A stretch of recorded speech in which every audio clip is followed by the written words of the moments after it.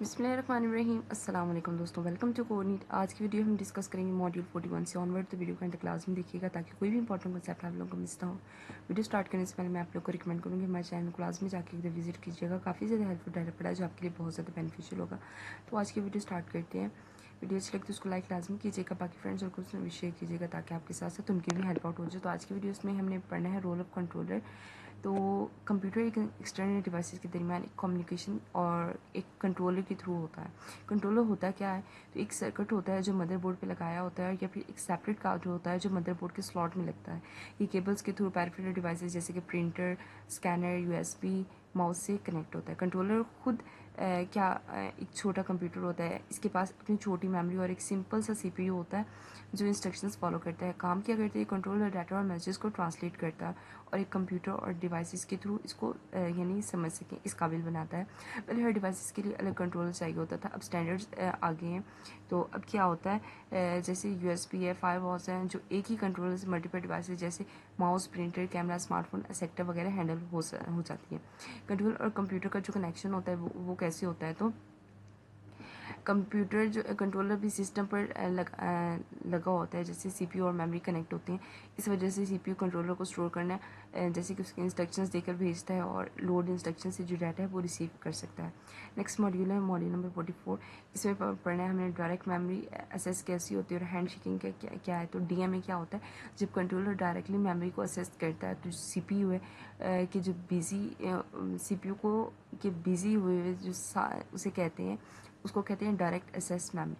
फ़ायदा क्या होता है इसका? अगर आपका सीपीयू को डिस्क से डाटा चाहिए तो वो कंट्रोलर को क्या देता है, वाई सेक्टर रीड करके मेमोरी को इस एड्रेस पे डाल दो। उसके बाद सीपीयू अपना काम करता रहता है, जो कंट्रोलर पेरिफेरल डाटा ट्रांसफ़र करता रहता है। मतलब एक टाइम पे दो काम एक साथ हो रहे होते हैं। सीपीयू टाइम एग्जीक्यूट भी कर रहा होता है और जो कंट्रोलर डाटा ट्रांसफ़र भी कर रहा होता है। प्रॉब्लम्स क्या आती हैं इसमें? अब पहली प्रॉब्लम यह है जिसको हम कहते हैं वो न्यूमन आर्किटेक्चर, यानी क्योंकि बस पर बहुत सारी चीज़ें एक साथ चल रही होती हैं तो सीपीयू मेमोरी और सीपीयू से कंट्रोलर और कंट्रोलर से मेमोरी, कभी कभी बस जो है वो जाम हो जाती है। इस प्रॉब्लम को कहते हैं वॉन न्यूक्लियस ब्लॉक नेट।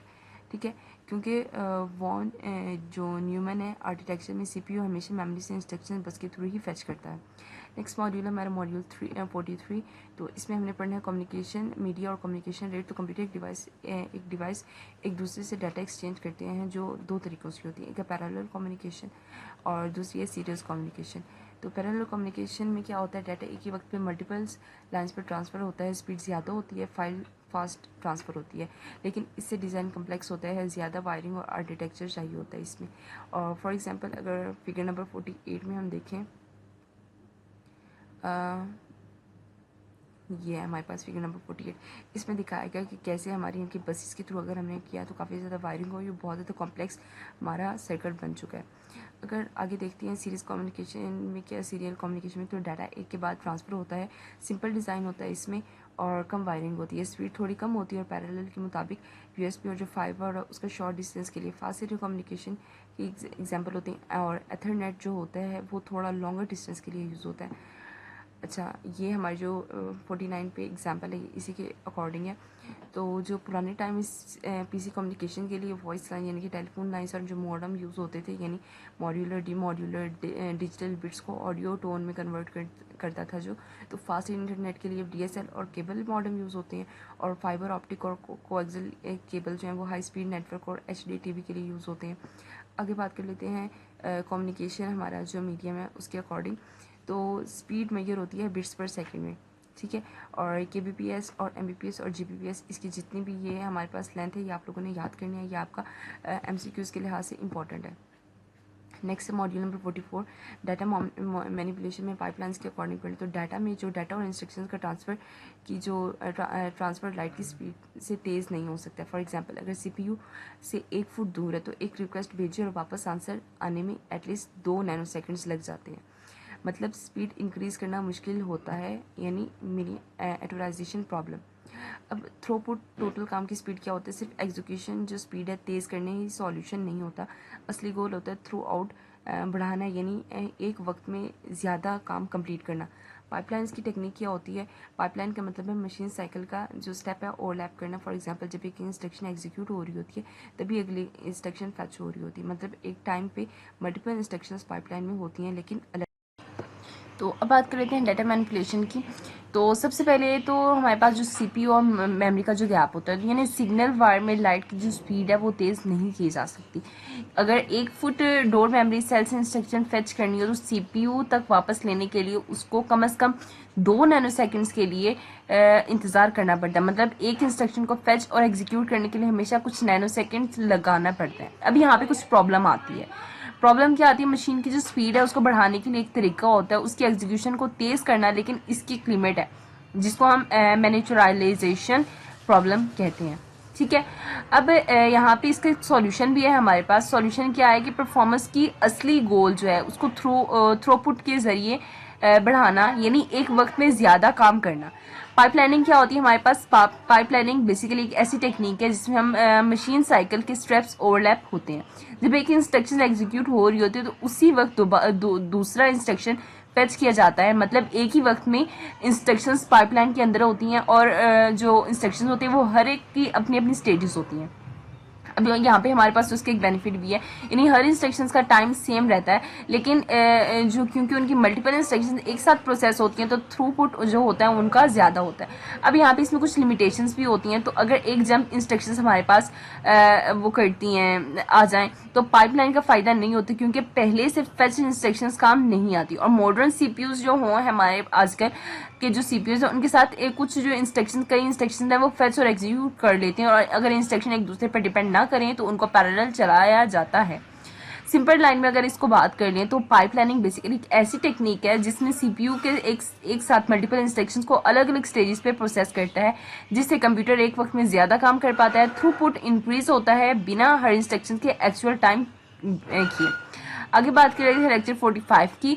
तो बेसिकली 1940 और 1950s के कंप्यूटर्स में क्या चीज़ थी? तो उस वक्त के जो कंप्यूटर्स थे वो बहुत बड़े और इनएफिशिएंट होते थे, यानी पूरा जो रूम था वो ले लेते थे। प्रोग्राम्स चलाने के लिए बहुत मैनुअल सेटअप रखना पड़ता था, टेप्स माउंट करना, पंच कार्ड डालना, स्विचेस सेट करना, एक्सेट्रा एक्सेट्रा।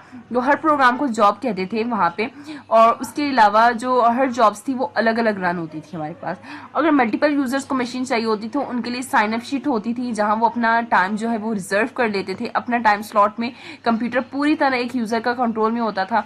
ऑपरेटिंग सिस्टम की स्टार्ट कैसे हुआ था वो देख लेते हैं। तो ऑपरेटिंग सिस्टम जो पहला काम था वो ये चीज़ था कि हमारे पास जो वो है प्रोग्राम सेटअप सिंपल बनाना और जॉब्स के बीच में जो हमारे पास ट्रांजिशन है उसको फास्ट करना। एक इम्प्रूवमेंट हुआ था इसमें कि हमारे पास जो यूज़र है वो और जो कंप्यूटर मशीन है वो उन दोनों को सेपरेट कर दिया गया था। इसलिए एक कंप्यूटर ऑपरेटर रखा गया था जो मशीन को ऑपरेट करता था। यूज़र अपना प्रोग्राम डाटा ऑपरेटर को देता था, ऑपरेटर उसी मैच स्टोरेज में लोड करता था, फिर उस ऑपरेटिंग सिस्टम को क्या करता था, एक एक करके जॉब रन करता था। इसको हम बैच प्रोसेसिंग कहते थे। ठीक है, बैच प्रोसेसिंग की में क्या चीज़ होती है? तो जॉब जो हमारे पास होती है वो जॉब क्यू में चलती है। क्यू का रूल होता है कि फीफो का मतलब होता है फर्स्ट इन फर्स्ट आउट। ये एमसीक्यूज के लिहाज से बहुत ज़्यादा इंपॉर्टेंट है, एमसीक्यूज में मोस्टली आता है, इसको आपने मस्त दिख लेना है। तो लेकिन प्योरिटी जॉब्स की थी, कभी आगे आ सकती थी। ठीक है, तो हर जॉब के साथ इंस्ट्रक्शंस होती थी जो बताते थे मशीन को कैसे प्रिपेयर करना है, और ये इंस्ट्रक्शन एक लैंग्वेज में होती थी जिसे कहते थे हम जॉब कंट्रोल लैंग्वेज। ठीक है, JCL।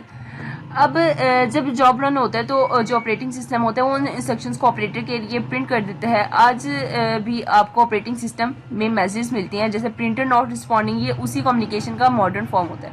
अब यहाँ पे हमारे पास कुछ उसकी ड्रॉबैक्स भी हैं। तो ड्रॉबैक्स क्या है? यूज़र जो है अपनी वो जॉब के साथ जो डायरेक्ट इंटरेक्ट नहीं कर सकता। फिक्स्ड टास्क जो है जैसे कि पेरोल प्रोसेसिंग के लिए ठीक था, लेकिन ऐसे टास्क जैसे रिजर्वेशन सिस्टम, वर्ड प्रोसेसिंग, ये गेम्स के लिए बिल्कुल काम नहीं करता क्योंकि उनमें रियल टाइम इंटरेक्शन ज़रूरी होता है। अब इंटरेक्टिव प्रोसेसिंग में क्या होता है? तो इसमें प्रॉब्लम ये था इस प्रॉब्लम को सॉल्व करने के लिए ऑपरेटिंग सिस्टम ने क्या किया, आगे उसमें यूजर प्रोग्राम के साथ डायलॉग सेटअप कर लिया था। ठीक है, ये पॉसिबल हुआ था रिमोट टर्मिनल की मदद से। टर्मिनल शुरू में एक इलेक्ट्रॉनिक टाइपराइटर था, जैसे होता है कि उन पे जो यूजर है वो टाइप करता था और कंप्यूटर का जवाब प्रिंट होता था वहां पे। तो आजकल जो टर्मिनल्स है वो इन्वॉल्व होते हैं वर्क स्टेशन और पीसीज जो बन गए हैं, जो इंडिपेंडेंट कंप्यूटर भी हो सकते हैं। तो बेसिकली पहले ऑपरेटिंग सिस्टम सिर्फ बैच जॉब के लिए यूज होता था, जो इसमें नो इंटरेक्शन थी, लेकिन बाद में उन्हें इन्वॉल्व करके इंटरेक्टिव सिस्टम बनाया गया, जहाँ पे यूजर डायरेक्टली प्रोग्राम के साथ बात कर सकता था थ्रू टर्मिनल्स। तो बेसिकली हमारा ये था आज का लेक्चर। नेक्स्ट लेक्चर इंशाल्लाह नेक्स्ट टॉपिक में